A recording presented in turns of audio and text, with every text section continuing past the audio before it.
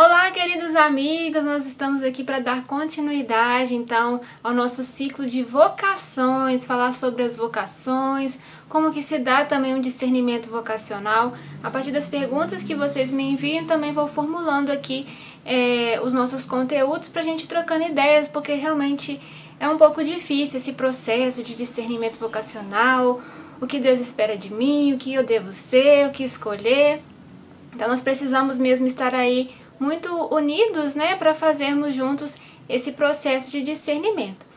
Lá no canal Caritas in Veritate nós já iniciamos então esse ciclo de formação de vocações, então tem um vídeo que a gente fala sobre o que é uma vocação, qual que é a finalidade da vocação e a organização básica que nós precisamos ter, que muitas vezes pode acontecer por situações da nossa criação, né, da família, ou por situações adversas que isso ainda não esteja muito alinhado, que é a nossa disponibilidade, né, a nossa disposição diante do sono, diante da nossa higiene pessoal, diante da alimentação. Então, quando nós ordenamos também o nosso ser particular, nós estamos aptos então a decidir a uma vocação, a ingressar no instituto, ir para alguma comunidade, congregação, porque nós não podemos achar que, eu sou vocacionada, eu irei para uma congregação, esperar que a congregação então cuide de você como uma nova família, no sentido que, o pai e a mãe vão fazer tudo por você, que você está lá para ser mesmo amparado. É claro que a congregação é uma família, né? E também implica também na própria vida do vocacionado a renúncia que se fez dos pais, né, da mãe, do pai, para poder estar totalmente entregue a uma missão.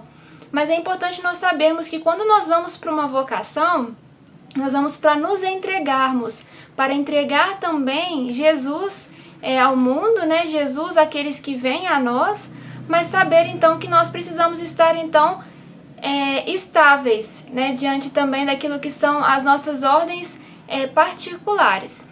Então, a partir do momento em que nós temos então a nossa ordem particular estável, a gente já sabe se cuidar, né? Já sabe ter uma certa independência, no sentido de poder também estar a serviço do outro. Então, nós vamos então fazer o discernimento dos carismas. Qual que é o carisma que eu sou chamado? Para qual comunidade eu devo ir? Qual congregação? Eu já sei que Deus me chama, que eu quero ser consagrado, mas qual carisma que eu irei escolher?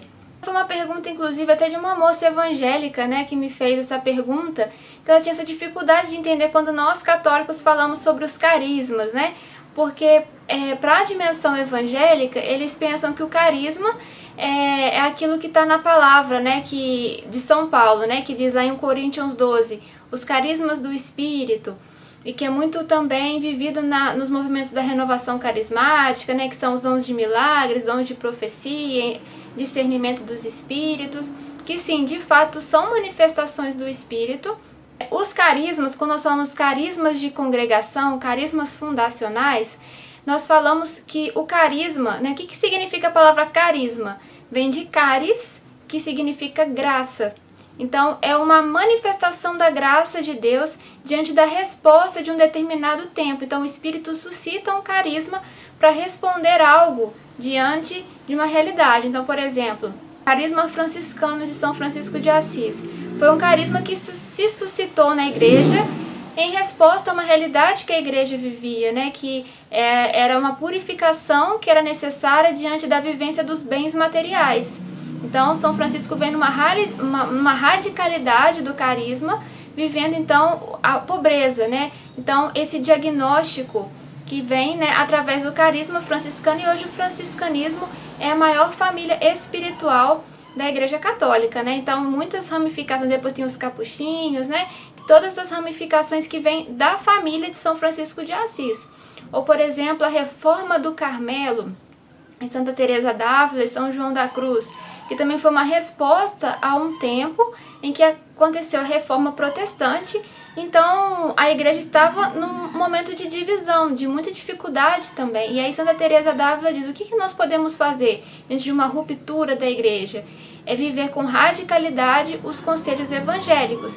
Então, foi essa reforma do Carmelo, né? Voltar às origens do que era a proposta do Carmelo, que é essa união perfeita com Cristo, né, através dos conselhos evangélicos. São José Maria Escrivá, que é o fundador do Opus Dei, teve um carisma também, né, que é a santificação do mundo através do trabalho, o protagonismo leigo, também reconhecermos na filiação divina, e ele fez essa profecia antes mesmo do Concílio Vaticano II, que depois, a partir do concílio, né, que vem todo esse protagonismo leigo também, que todo batizado é chamado à santidade. Muitas vezes antes do Concílio Vaticano II, a consciência era de que só os santos, né, congregações, padres que poderiam ser santos. Então, a partir do Concílio Vaticano II, abre-se, né, essa consciência de que todo batizado é chamado à santidade, né, o chamado universal. E São José Maria Escrivá, então, ele tem esse carisma já antecipando essa profecia, né? Então, também o Opus Dei, que é uma prelazia, né, que é mais que uma congregação, mas que eles têm mesmo uma proteção do direito canônico, né, próprio para a vivência do carisma. Então, eles também têm um bispo, né, como se eles fossem uma diocese. Então, o Espírito vai suscitando carismas em resposta a uma necessidade do tempo. Ou seja, os carismas, eles são construtivos, eles existem para o bem comum da igreja. Então, quando nós somos alcançados por um carisma, nós então devemos colocar em serviço do bem comum, do bem da igreja. O carisma nunca é algo pessoal. Por exemplo, eu tenho um carisma de dom de ciência. Então, não é, por exemplo, para a própria pessoa. Revela-se um dom de ciência para a edificação de um bem comum, ou interpretação de línguas, ou então de profecias. Então, o Espírito vai, né, suscitando os carismas para o bem comum de uma determinada comunidade. Carismas, né, como diz a bula Misericordes Vultus, né, que é o rosto da misericórdia, que o Papa Francisco promulgou no início do ano da misericórdia, diz que nós devemos ser este rosto de Cristo, a transfiguração de Cristo, mediante também a um carisma, porque nós não comportamos tudo o que Jesus é. Então nós nos tornamos especialistas em uma determinada área, né, que Jesus também viveu em plenitude e em excelência, para nós unirmos a Ele, e nós também nos tornamos especialistas. É como se assim, os diocesanos, né, os padres diocesanos fossem clínicos gerais. Então são clínicos gerais, mas quando a igreja precisa de uma resposta, precisa de um direcionamento em algo específico, então se dirige aos carismas, que podem também fazer com que aquela face de Cristo que foi desfigurada por diversos motivos seja restaurada através do determinado carisma. Então você que tem um chamado à vida consagrada, você já identificou, sou chamado para ser consagrado, né? Quero ser todo de Deus. Então, primeiramente, deve-se então fazer essa captação interior. Eu devo me especializar. Qual que é a área que mais se identifica comigo e com o carisma? Por exemplo, eu tenho um carisma de educação, gosto de ensinar, gosto de, não sei, administrar hospitais, de ser na área da saúde. Então, você vai identificar qual é o seu carisma, identificando-se no carisma de uma determinada congregação. Então, pode dizer que, porque eu sou então de um determinado carisma, não posso viver outros carismas, porque ser católico é ser universal. Nós podemos viver todos os carismas. Mas quais são as devoções que mais se aproximam também à minha realidade devocional? Eu sou mais carismático? Eu sou mais introspectivo? Qual que é a forma que essas pessoas rezam? Elas rezam de que jeito? Como que é a vida fraterna? Como que é também a vida missionária?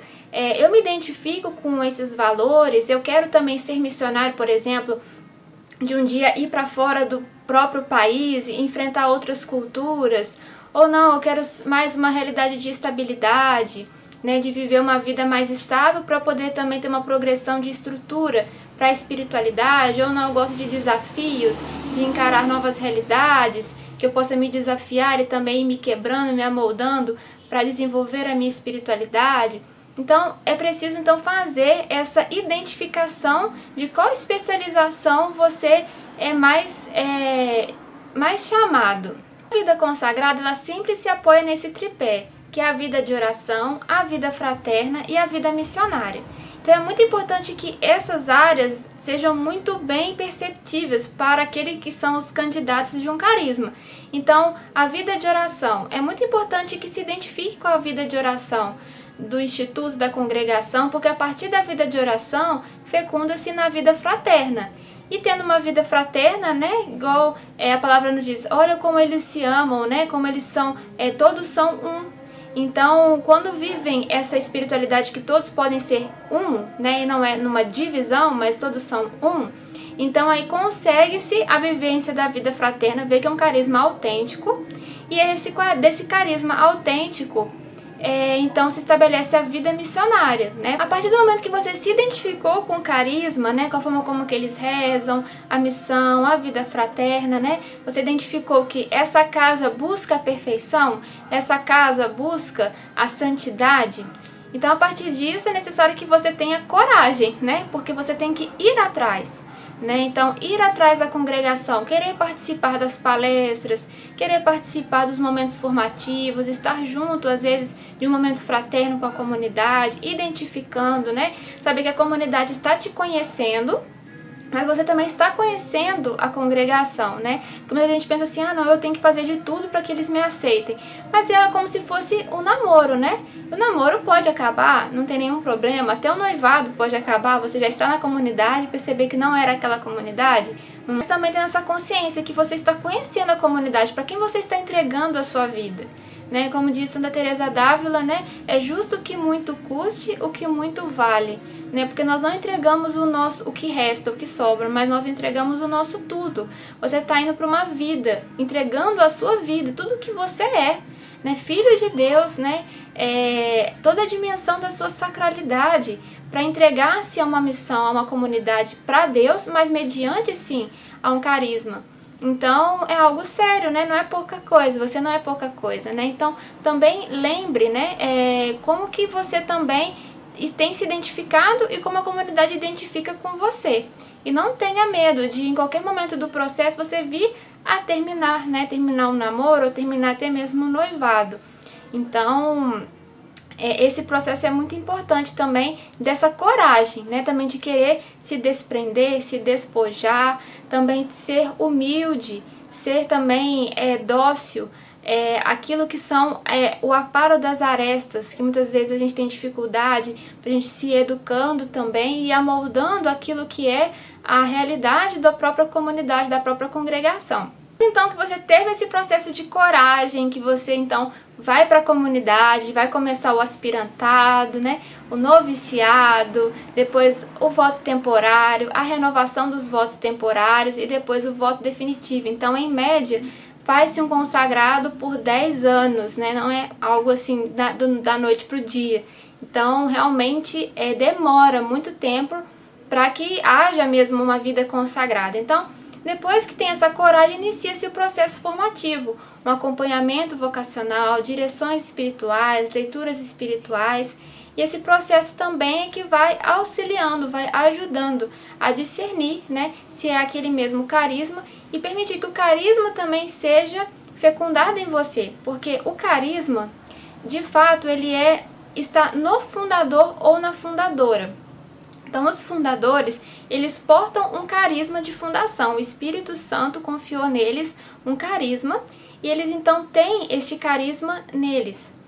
Mas eles também desenvolvem o carisma a partir também daquilo que são as obras, né, da própria vida da congregação, da comunidade.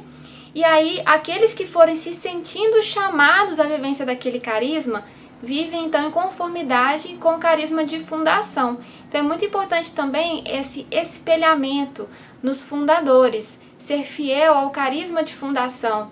O que as congregações, por exemplo, quando iniciaram, realmente desejaram naquele carisma? Quais eram os baluartes, os pilares? Quais são os santos também que transmitem o valor do carisma? Como que esses santos viveram? Então, é muito importante que haja também esse encontro com o carisma de fundação que vem através do santo fundador ou dos fundadores que estão em vida ainda, por exemplo, Monsenhor Jonas Abib, né, que é um grande fundador, né, por exemplo, da Canção Nova. Então, quais eram as expectativas do Monsenhor Jonas a iniciar um processo de telecomunicações, né, a partir também da evangelização na televisão, né, nos meios de comunicação, numa época ainda em que nem existia computador, né? Eu lembro que o Padre Jonas, ele fazia era fita cassete ainda, né, naqueles sons, né, que iam passando palestras, e a partir dele então, né, foi se desenvolvendo hoje essa grande potência que é a canção nova, né, nas comunicações.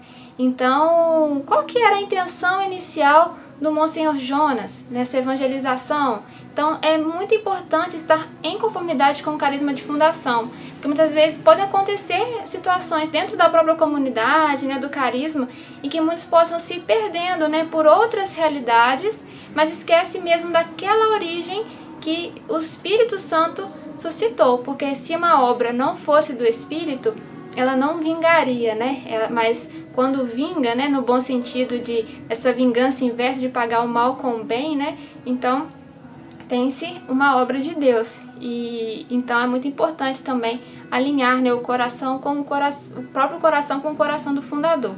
Essa foi a nossa partilha, né, sobre o discernimento da carisma de vocação. Eu espero que você que esteja aí em busca de um carisma, de uma comunidade, tenha coragem, né? Deus move aquele que está em vida, né? Não move mortos. Então, se você deseja realmente entregar-se totalmente a Jesus, totalmente à edificação da igreja, se lance, não tenha medo, e com certeza Deus irá realizar-se também na sua vida, na sua vocação, com plenitude de paz e de felicidade. Eu sempre costumo dizer que a vocação, a confirmação de uma vocação é a paz. É a paz. Quando nós estamos em paz, nós sabemos que nós encontramos o nosso carisma, nós encontramos o lugar onde nós devemos estar. Pode até acontecer problemas, situações, mas nós sabemos que é onde Jesus quer que a gente esteja. Então, estamos em paz, né? Então, é muito importante essa identificação de paz, também de felicidade, né? Porque é a bem-aventurança que nós buscamos numa vida de qualquer vocação, seja no matrimônio, seja na vida consagrada, mas nós devemos então expressar uma felicidade que o próprio Cristo realiza em nós. E também essa vida, né, que a gente deseja também aos nossos irmãos de caminhada, porque quando nós vivemos num carisma, numa comunidade, nós também compartilhamos as alegrias, nós dividimos as tristezas, e é muito importante que a gente tenha mesmo amigos com os mesmos objetivos, amar as mesmas coisas, rejeitar as mesmas coisas, para que assim Deus seja tudo em todos, tá certo? Se você gostou, clica aí no gostei, deixa aqui nos comentários também o que você pensa sobre o carisma de fundação, sobre os carismas da igreja, se você já se identificou com o carisma, se tem dúvidas também em relação ao seu processo vocacional. Se inscreva no canal para você receber os nossos próximos vídeos, ser notificado e também participar conosco da nossa família Caritas in Veritate. Um grande abraço e Deus nos abençoe!